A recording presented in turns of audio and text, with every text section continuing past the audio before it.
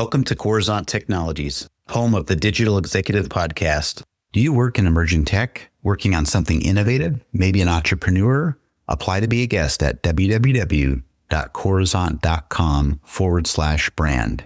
Welcome to the Digital Executive. Today's guest is Jim Kras. Jim Kras is the co-founder of Edible Garden and has served as Chief Executive Officer and Director since March 2020. He led the company's successful IPO on NASDAQ and brings decades of experience in consumer products and brand development. Previously, Jim was President and Chief Marketing Officer of Edible Garden Corporation from 2016 to 2020. He has held senior leadership roles at global companies including Ajinomoto, the Nature's Bounty Company, where he revitalized brands like MedRx, Pure Protein, and Body Fortress. Well, good afternoon, Jim. Welcome to the show. Thanks for having me. Absolutely, my friend. I appreciate it. And making the time and calendars, hopping that time zone today. You're based out of New Jersey. I'm in Kansas City. So again, appreciate the time. And Jim, if you don't mind jumping into your first question, you've had a diverse career spanning Madison Avenue advertising, global consumer brands, and now leading Edible Garden as CEO. What key experiences shaped your journey to where you are today?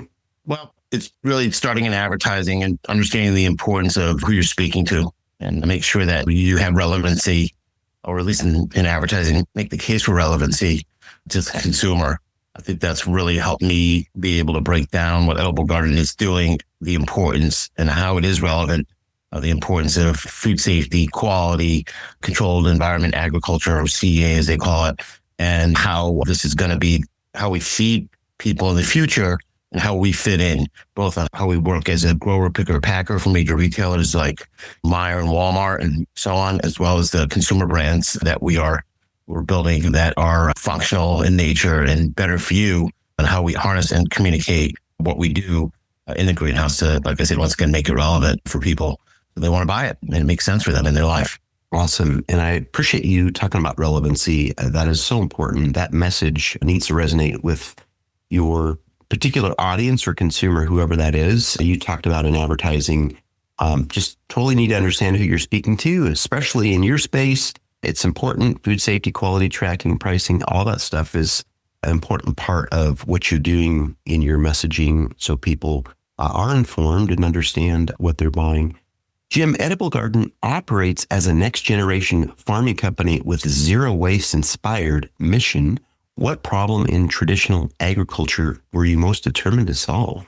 We were looking to solve really the issue of two things. One, being able to deliver a product on spec with the consistency and freshness and quality that not only the retailer expect, but consumers expect. So really, said this before, treating it like it's more of a widget, understanding the perishability aspect of it, but again, bringing it to market consistently, where a lot of our, not only traditional advertising, traditional farms and some of our competitors, where they've fallen down is the fact that we're shipping 6 days a week. We have a joke around the office. We call it an 8-week-a-day business. An 8-day-a-week business. And that's because it never stops. And I think that's where we understood the importance of fill rates and making sure that we're in time, on full, on spec. I mean, I'm very proud of the fact that the company has maintained an over 98% ship rate over the last few years, which has driven a lot of opportunity for us with new customers because they want that consistency. If there isn't a product available, it's hard to get a sale. And that's every square inch of that space in the store means money to the retailer. So I think we've been able to solve some of those problems that, because of the nature of traditional farming, which a lot of it is based on crops, and you have crop failure and buyers tend to buy on spot, you know exactly what you're getting when the Edible Garden truck shows up.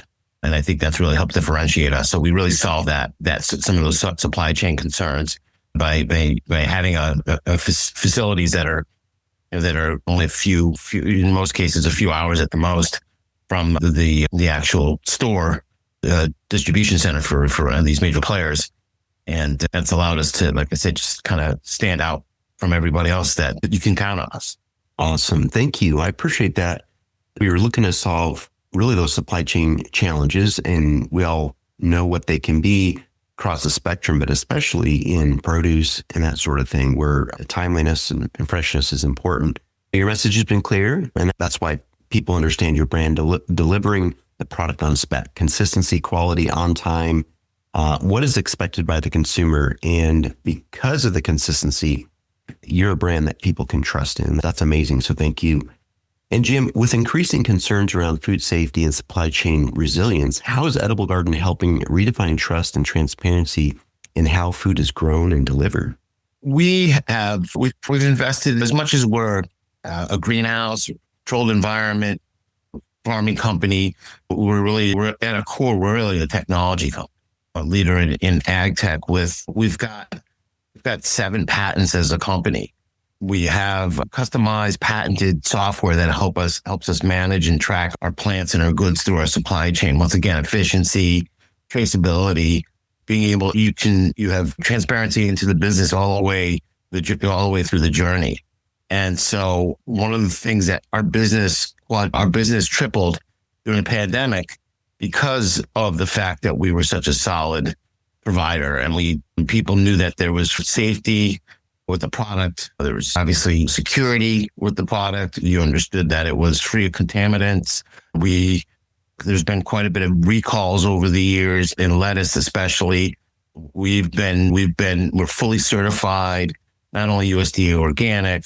We work closely with the EPA. We work closely with USDA to make sure that we're delivering on exactly what we say we're going to deliver on. And once again, not only does it show in our acceptance rate, right, which is 98% of what's coming into the DC and a highly perishable product. We also make sure that we have all the certifications and inspections needed mapped to the technology that we have, ranging from water treatment to software to even in-store displays that address the quality of the plant when it gets there.